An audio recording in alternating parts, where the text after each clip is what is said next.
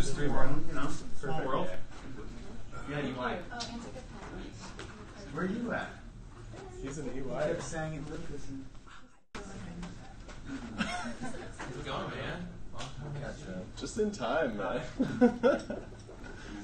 All right. Well, I'm not expecting anyone else, so maybe I'll just close the doors. Oh, there's two more people coming. Cool. Leave it open, so people will just naturally want to come in, you know? Okay, cool. So maybe I can just talk to them. There's going to be a lot of people streaming in. Cool. Well, thanks everyone for coming. I really appreciate your time. I want to talk a little bit about the Paris Agreement and some of the research I've been doing over the past year, over 5 specific articles. So I'm going to get into the details of each article, the details of the agreement, and explain a little bit more about like what drove. Let me get a little closer to the live stream. Explain a little bit more about what drove the decisions and what's happening currently. Okay, so a little bit of the history. Does anyone know the UN climate change, the Conference of Climate Change? It's UNFCCC. It's a really long acronym, but it was founded in 1992. So this has been happening for quite some time. I think it makes more of an effect if I say it's been around since before I was born, even though I was born in 91. It's like it's so many years of negotiations that have stalled and failed under various administrations, various world leaders. But it really started picking up momentum in 2015 is when the Paris Agreement was signed. And just a little context around the big debate around what led to this agreement is historically in the 90s and 2000s, these negotiations that happened across the world, right? 190 or so UN member nations, they were in disagreement, right? There's the developing countries and the developed countries. There's about 40 developed countries in the globe, and they're called Annex 1 countries. So if you hear that throughout the speech, the disagreement was over how much responsibility should developing and developed countries have for the future, right? So developing countries would argue that the U.S.'s historical emissions are way off balance, and they deserve the lion's share of the action for the globe. But developed countries will argue that developing countries will be emitting a lot more in the future. So the way to solve that is by addressing the needs of the developing countries. So starting in 2009, there was a lot of hope, right? Under Obama, the first climate change conference in Copenhagen, we were expecting an agreement kind of like the Paris Agreement, but it didn't happen due to some political issues. I'm not quite sure, but there was some progress made in 2010 in the conference in Cancun. They came up with this interesting framework. I'll talk a little bit more about that in Article 7. But really what brought everyone together was 2015, the Paris Agreement. It kind of brought the developing and developed countries together in terms of like solutions for all. How's it going? Yeah, so if you see this logo, that's the UNFCCC, Framework Convention on Climate Change. So that's the governing body over the Paris Agreement, and any organization I talk about is kind of like within the framework of this agreement, or of this United Nations framework. So a little bit about myself. You're kind of wondering, like, why are you here? Why are you listening to this person in particular? My name's Jack. I'm an accountant at EY, so one of the things that kind of piqued my interest on the Paris Agreement is like my approach to auditing companies is you evaluate the company's business, you break it down into different accounts, and you evaluate the risk of each account to make sure that there's no misstatements when a company's representing themselves to investors. So that kind of clicked to me when I'm comparing this to the Paris Agreement framework. there are, every country is going to have to start reporting their emissions, and it's happening soon. So that's one of the other themes of the presentation, is that there's a lot of hope coming up down the line, but these companies are going to be reporting their emissions pretty soon, coming up in 2020. So the job of an accountant is going to become so much more important to make sure that these emissions are accurate and complete. Hello. So that's how I feel I'm uniquely qualified to approach this topic, and I will admit it's more of a hobby. So if there's any questions or corrections, I got my fact checker over here on the internet. She'll call me out if anything is incorrect. So what to watch for in this agreement, like when you're thinking about it personally. I'd also like you to think kind of a professional mindset too. Like, how can you bring these ideas back to your company? And ultimately, like, the vision I see is that every company has a Paris Agreement plan. And whenever a company has a department of sustainability, that department should have a really solid idea of exactly how that fits in with the Paris Agreement, and they should be reporting it up to the UN bodies. Like, that's eventually what the UN is striving for, is like this nationwide reporting, or this global reporting framework that can be verified. And that's where the accountants come in, to make sure if a country's reporting X tons of carbon emissions or carbon equivalent emissions, that's actually correct. And that's really important that they get that number correct, because if people are misreporting, then we're not going to hit our targets. The main target outlined in Paris is 1.5 degrees Celsius by the end of the century. So it might be 2050. I'll have to check on that. Maybe you could fact check me on that. But the goal is 1.5 degrees Celsius compared to pre-industrial times. So that's what we're aiming for. And currently we're on a path to 4 degrees. So it's really important that we stay tuned, and we're following this every year to see where everyone's emissions are at. Here, stay tuned for the spark, right? So not everything in this presentation is going to click, or it's going to be interesting. Like, maybe there's some slides that you really don't vibe with, but if there's one that really excites you, write it down on your custom paper. It's a little thicker. It's like more official, and your custom climate pen. So so stay tuned for the spark. And personally, I really care about climate finance. So not only how do you verify the emissions of a country, but how are these countries going to get to a low emissions future? They're going to need a lot of investment, and it can't come from within their country. There have to be these global frameworks that enable investment, and I'll talk more about that. Also, another passion of mine is Fiji. They hosted this year's climate change conference. For reference, they're called COPs. COP is a conference of the parties. So at COP 21 was when the Paris Agreement was signed. We're now at COP 23. So it was in Germany, but it was presided over by Fiji. And they just approached it in this a really friendly manner. They had this philosophy that they approached the conference with, very open arms and collaborative. And they are a small island developing state, which is a classification in the framework.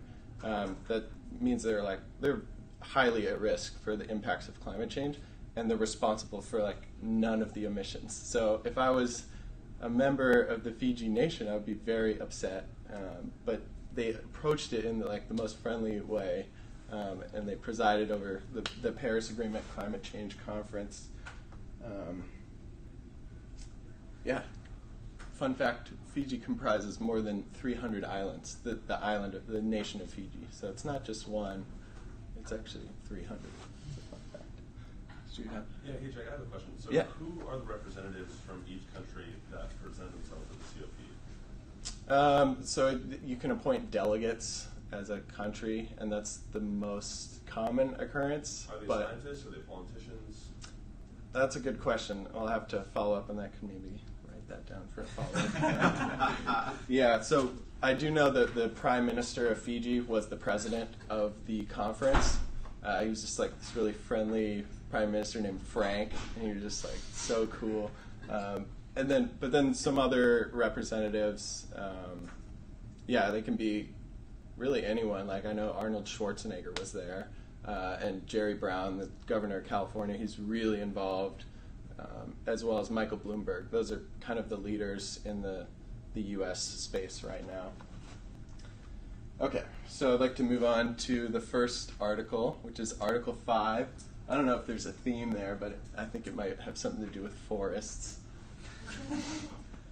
Oh, yeah, so the first article is, who is the big winner of Article 5? Well, in my extensive research, I was kind of like pouring through all these documents, and I found out the answer. Forests emerge as the big winner in the Paris Agreement.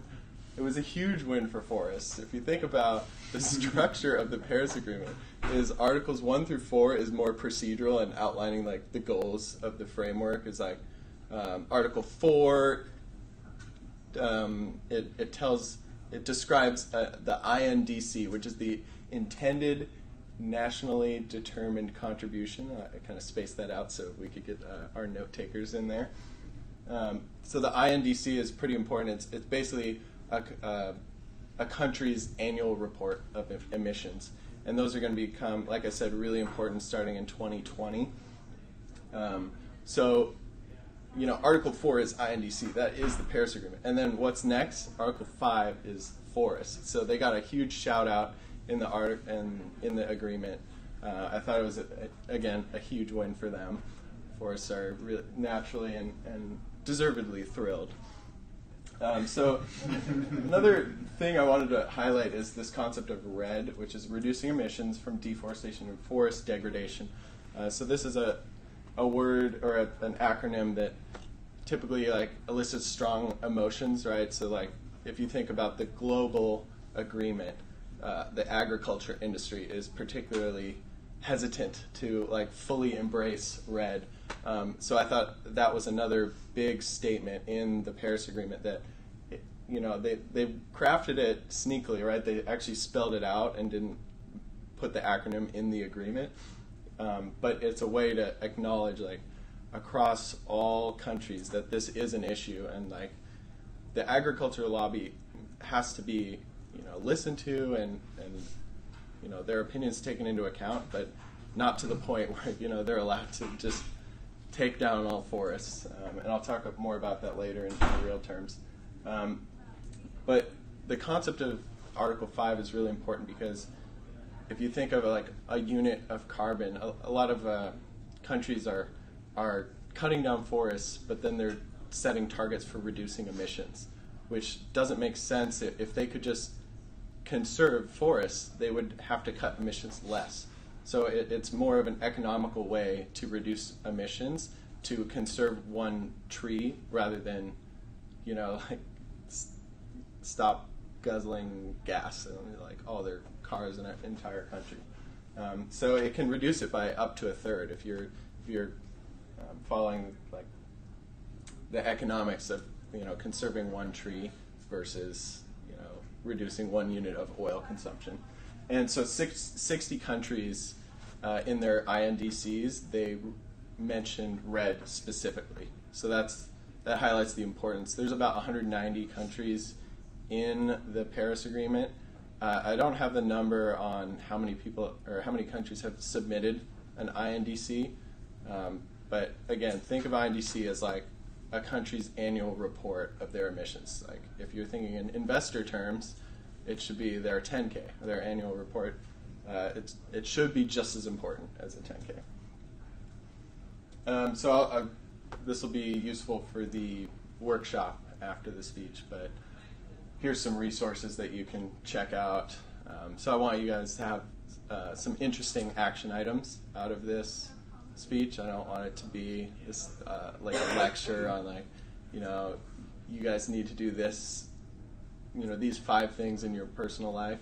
I want it to be more like inspirational. Again, stay tuned for the spark. Cool, let's move on to Article 7. Ooh. block text. This is Article 7 is adaptation. And this is a really powerful statement that highlights how difficult adaptation has been.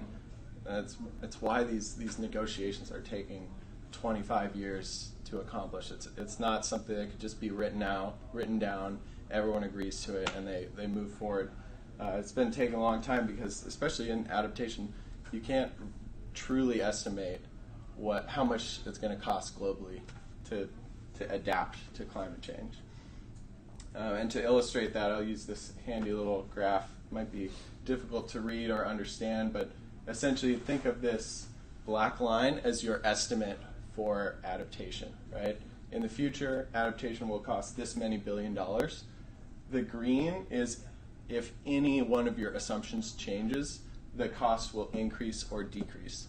So as you can see, there's a ton of factors that if anything changes in your estimate or your assumption, the cost of adaptation could skyrocket. So I wanted to highlight 3 of those. One is inclusion of autonomous adaptation, which means within communities, like are they spending their own money outside of public funds to adapt to climate change?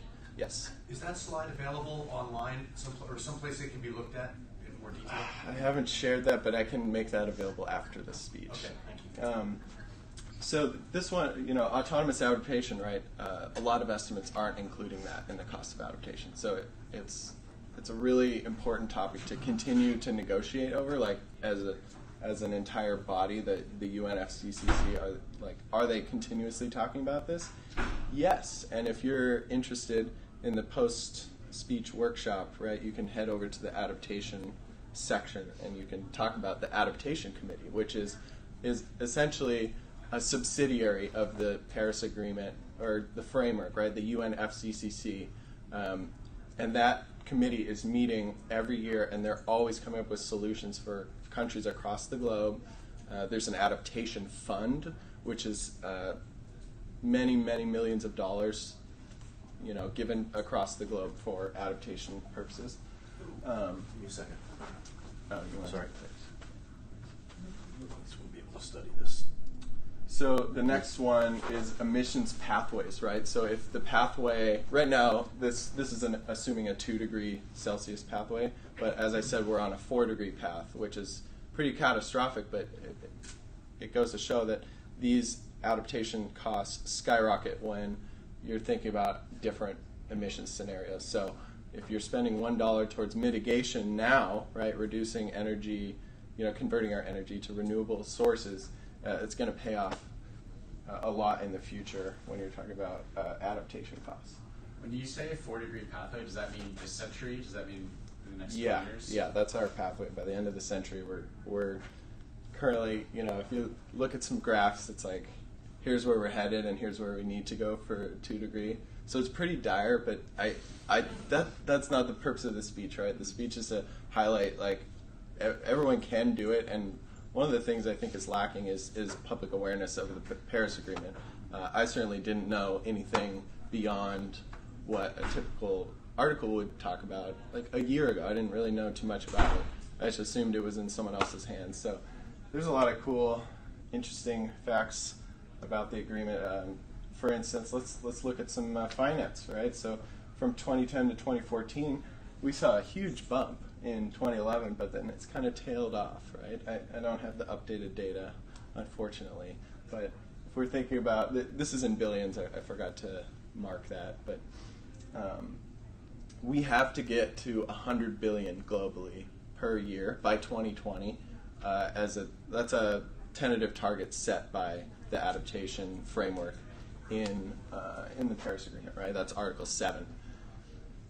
And out of this 25 billion, there's I think it's about 90% that's going to developing countries. So that highlights the importance of developing countries. Like, they are gonna emit 80% of the future carbon emissions, at least according to some estimates, right? So if you think 20, 30 years down the line, like, yes, the U.S. has to reduce their emissions. Like, there's no way around that, but developing countries are going to be, they're going to be emitting a lot unless we kind of spend money to either adapt or mitigate. So the money that's being raised for this adaptation, is this going to, and maybe you already mentioned it, but you said 90% is going to developing nations. Is that to Yeah. kind of create a framework for more carbon neutral energy type stuff? Yeah, it can be a range of things, but it could also be preparedness, right? So we'll talk about loss and damage, which is Article 8, but any type of slow onset event, and there's 8 of them, you could spend money to adapt to those slow onset events.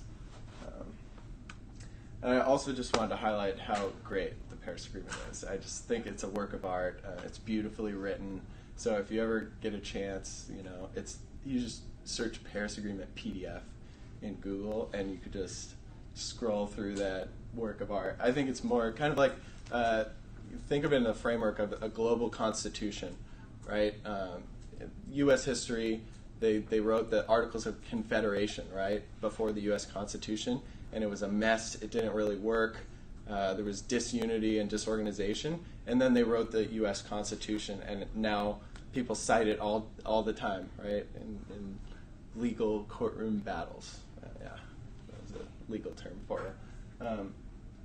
So if you think of the Paris Agreement in that framework, right, there may have been failures in the past, but if the globe treats the Paris Agreement kind of like the Constitution, like take it very seriously, and every decision has to tie back to this agreement, that's how I think we can move it more towards the 2-degree Celsius emission scenario.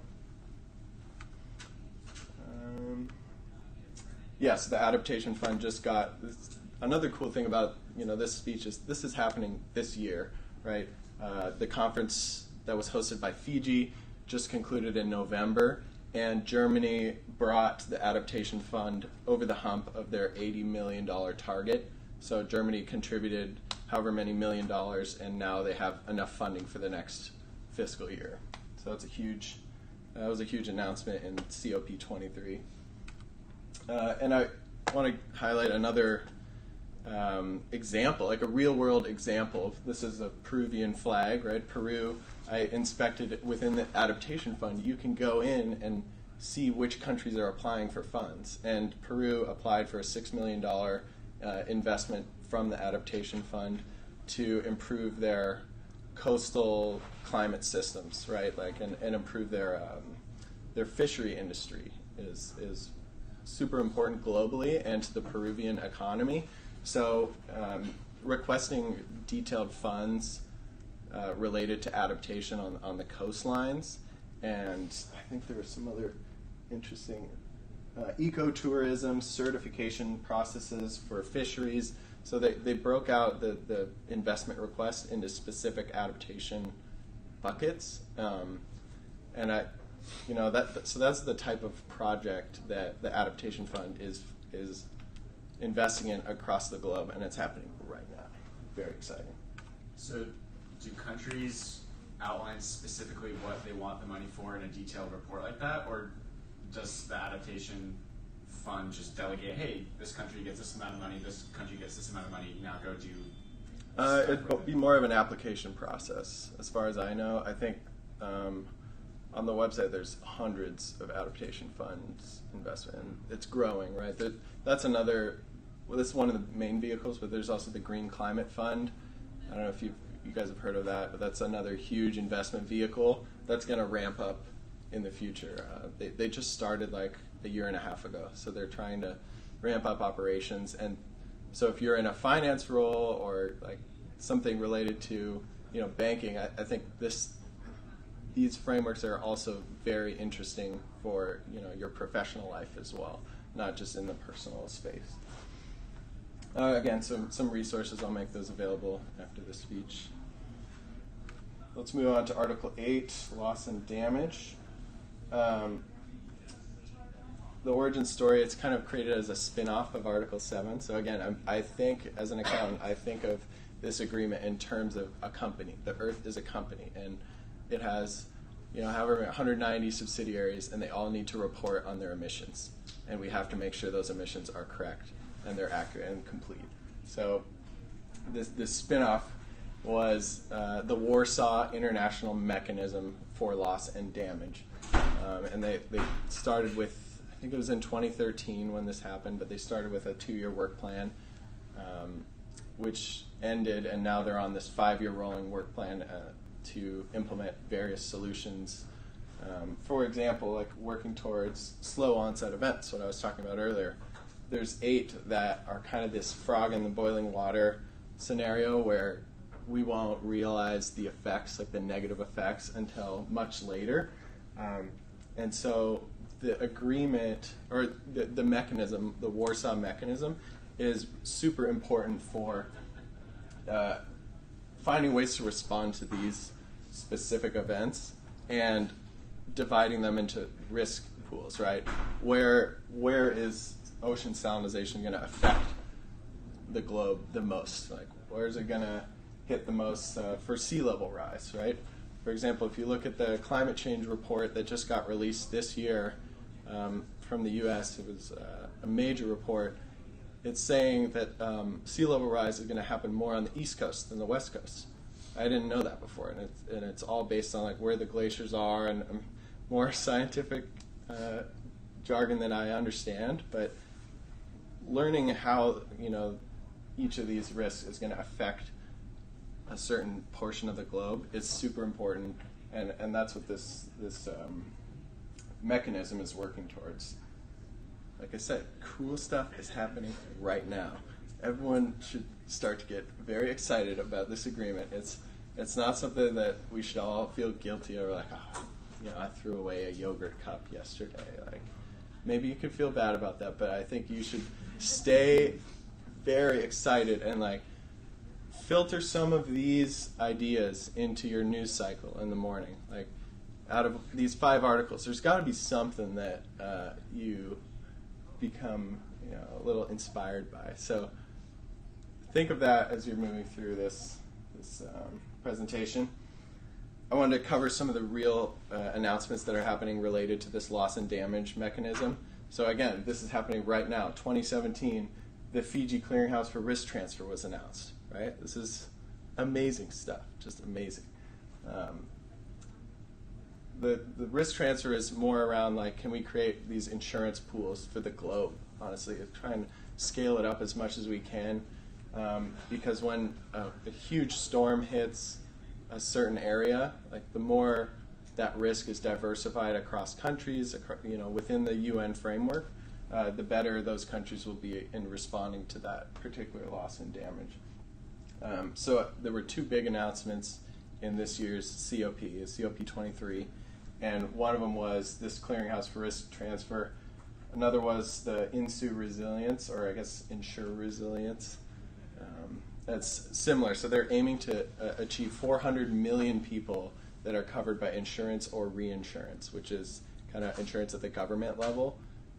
So they're trying to scale up these programs to make sure that poor people and impoverished communities, they actually have access to these resources, and climate change doesn't just hit the poor communities the hardest, right? So that there's these programs in place to respond to that. And if you look across the globe, you can kind of see which ones are likely to be most affected, or who is most prepared for loss and damage.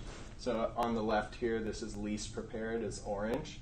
So it's mostly centered around Africa, not as prepared as well as South America. So I don't know, if you're thinking about taking some action, maybe pick a country and follow their progress towards responding to the Warsaw Mechanism, right? So the Warsaw Mechanism, across the globe, they're working with these countries. They have an executive committee that's comprised of, I think 20, 30 people, and they're scouring the globe, they're scouring research to find effective ways for every one of these countries that they represent. It's pretty inspiring stuff. Cool. More resources for you later. We'll keep those for later. All right, Article 10 centers around technology. So how are we going to get to a emissions pathway with the current technology we have? Answer is not likely. And even 5 years ago, we didn't even think the technology we have now would have existed. Like, there's been a huge explosion in solar and wind growth in America, but across the globe as well. So some of these technologies need to be organized under one body. So the technology framework outlined in the Paris Agreement, as well as there's a technology committee. Just there's a lot of subsidiaries and committees within the framework. I'll get into that a little more. So the technology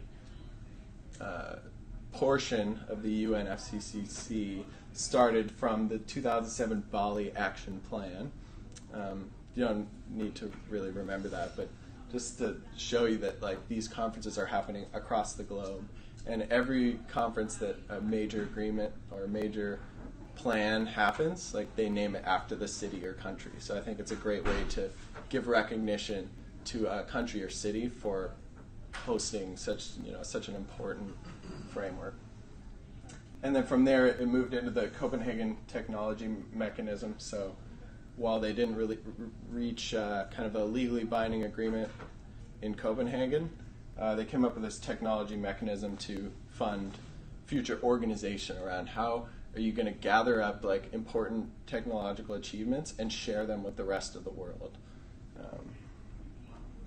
So this is kind of the structure of how they're going to achieve their goal, right? That's outlined in Article 10. So as you can see, this is the UNFCCC. I don't like that acronym, but they're the governance of the framework, and then the Technology Executive Committee is the policy arm, while the CTCN is the implementation arm. And I know that there's a lot of small text in the live streamers. The millions of live streamers might not have access to that. How many are we at? Oh, that's not a lot. Sad. Well, anyway. So you could get excited about any one of these sections. They all have very detailed websites with lots of interesting research that you can check out on your own time. So again, if one of these slides is interesting to you, you could check out the CTCN. They're the implementation arm, so they guarantee to have PDFs with stories about how these countries are implementing technology. Jack, is the CTCN responsible for bringing like existing technologies to countries, or are they like working on developing new technologies? It can be kind of a mix, right? So whatever is coming out of the Technology Executive Committee is kind of what they're responsible for implementing with countries. Like they can serve as that first point of contact with countries that are exploring new technologies responsive to their country, right? So one of the things they've implemented is these two things. One was the TNA and one is the TAP. So technology needs assessment and then a technology action plan. So about 100 or so countries have done this over the past 5 years, and they've first undergone a needs assessment, like what risks do we need to address urgently with technology in our country specifically, and then the action plan comes up with more of a how are you going to implement that, and how are you going to use the framework to help you get there. And I'll cover two examples of that later, but I think that's the biggest product that's come out of this structure is the technology action plans. We'll see there's like some real change that has happened last year. So I guess there was a report that aggregated a lot of the technology action plans, and this kind of summarizes where we should focus our action plans over, right? So there's mitigation, right? So if you spend $1 of mitigation, it pays off more in less adaptation in the future. So mitigation, obviously, number one issue is energy. And, we all know that. We have to switch to renewable energy as quickly as possible. But then on the other side, right, adaptation is irreversible, right? There are going to be negative effects of climate change. It just matters how much. But these are the two sectors that are most vulnerable. And again, this is Africa's specific, but this was a trend across all continents. Agriculture and water are the two biggest factors for adaptation. So once a country gets this needs assessment, they go, okay, well, we need to focus our action plan on water and agriculture to keep those systems and structures more resilient in the next 20, 30 years and beyond. And so another product that this technology framework has put out is the executive committee releases kind of general guidance every once in a while. And one of the things they did was release a report on distributed renewable energy, which I hadn't heard about before.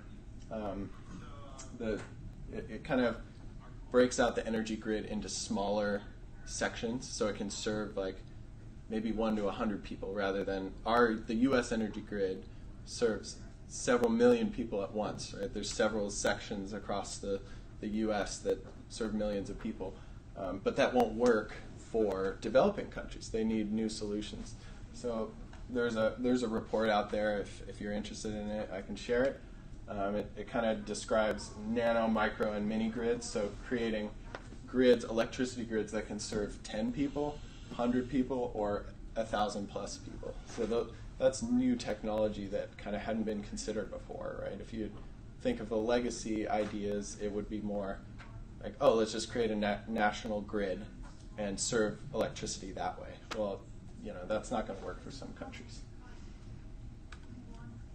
And another, highlighting the importance of technology, 140 non-Annex 1 parties, 140 countries have submitted these reports, right? These INDCs. INDCs is more of a target, right? By 2030, we're going to reduce our emissions by 20%. Ours, the U.S. one right now is 28% by 2030, or it might be 2025. Fact check later. Cool. So it highlights the importance. I can talk about two stories. Senegal is one where they did the needs assessment, and they really rely heavily on oil imports, but their needs assessment identified energy as important for taking technological action to reduce their emissions.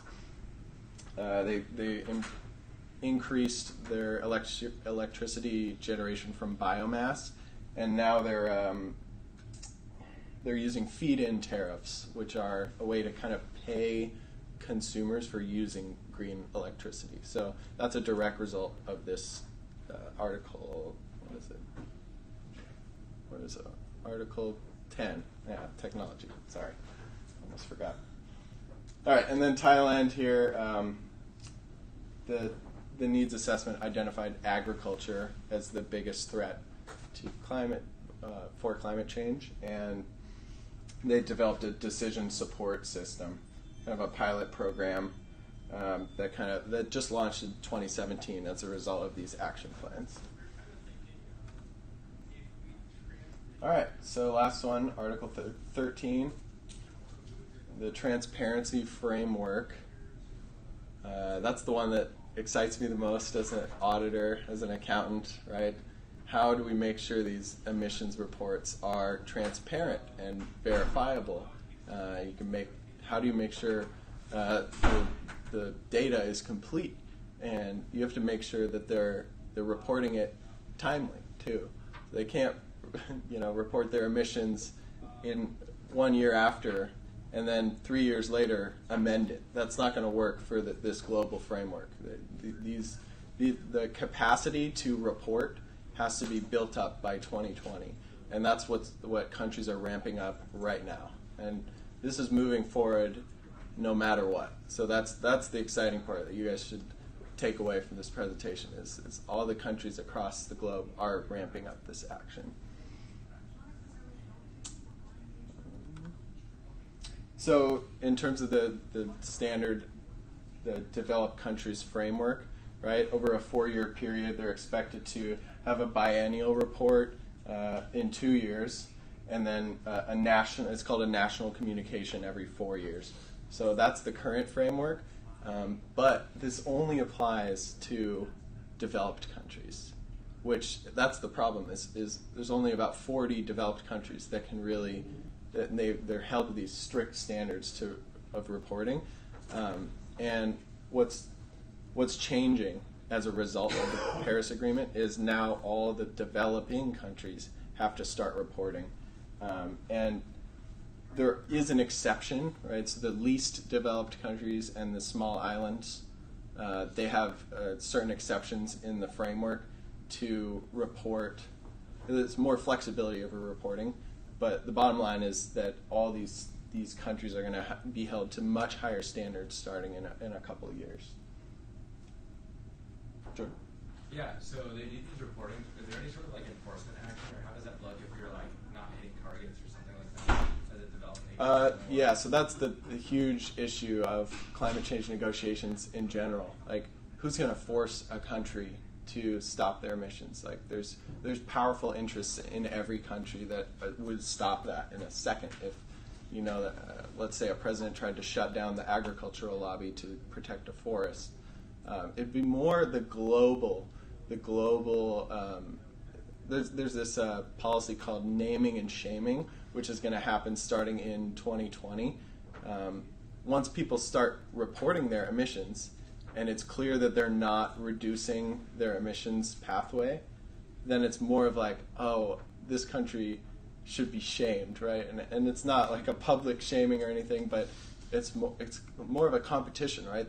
If I was a country, I would want to be the leader in this space and get called out in the conference of the parties, like COP30, right?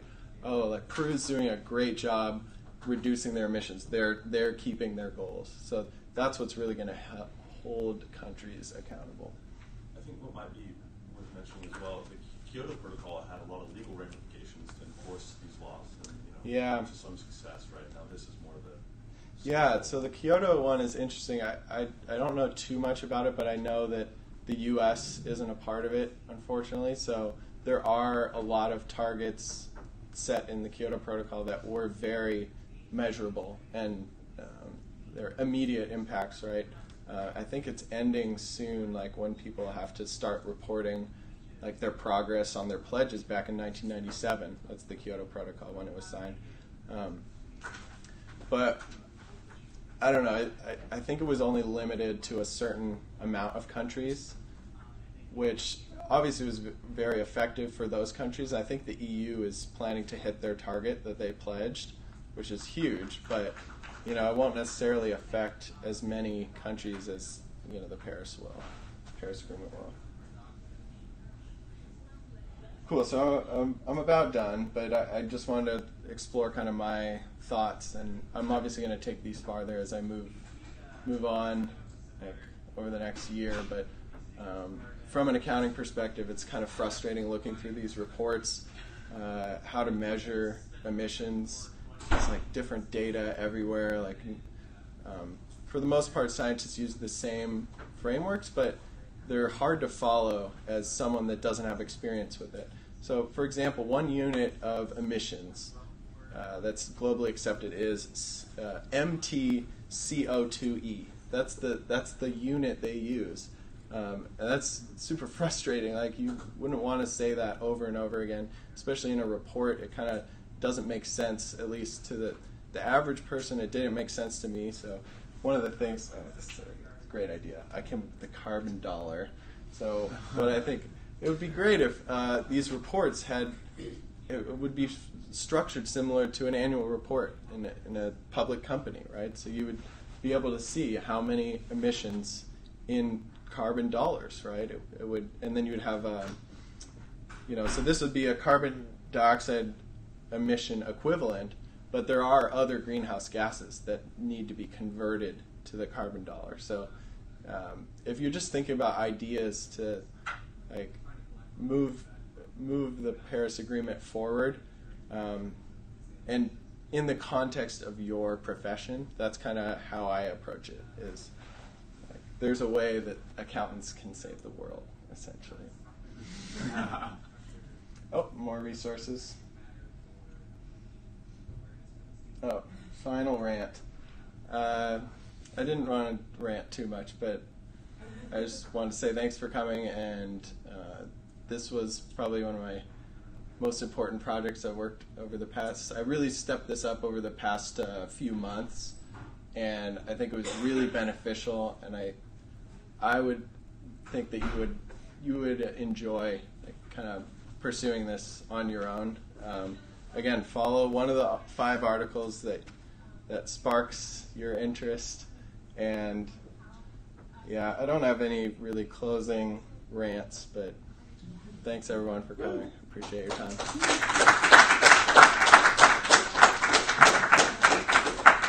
All right, I'm going to stop the live stream. So the millions of live streamers, thank you. Thank you for coming.